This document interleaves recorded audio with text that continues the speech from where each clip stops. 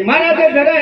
અને ભાત જમી લીધું પણ ખેડૂતની માથે આનું બધું દાણો નથી રહ્યો અને ખેડૂત વિચાર કરે છે મહારાજ તો જમી લીધું મહારાજ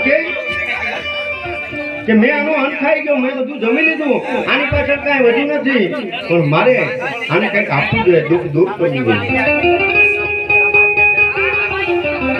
વિચાર કરે ખેડૂતને કે ભાઈ તને કઈ દુઃખ છે ખરું તારે કઈ જોઈ ખરું ખેડૂત તો અબૂ છે ને અજ્ઞાની હતો એને કઈ ખબર પડે નહીં કે ના મહારાજ આશીર્વાદ આપો તમે ભલે આને ખાઈ જતા રહ્યા મારે આશીર્વાદ આપો એટલે તો કે નહીં મેં તારું હલ ખાધું છે ને કોઈ પાસે ધન દોલત માલ મિલકત કરોડોની સંપત્તિ હોય બંગલા ગાડીઓ હોય ને એની પાસે ના હોય ને એવું તને આપું ખેડૂત વિચારમાં પડ્યો કે એવું તો વળી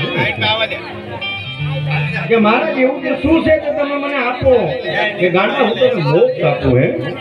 મોક્ષ ની ખબર પડી અને ખેડૂતને એમ થયું કે મોક્ષ એટલે મરી જવાનું કે મહારાજ માફ કરજો મારે મોક્ષ જોતો નથી કારણ કે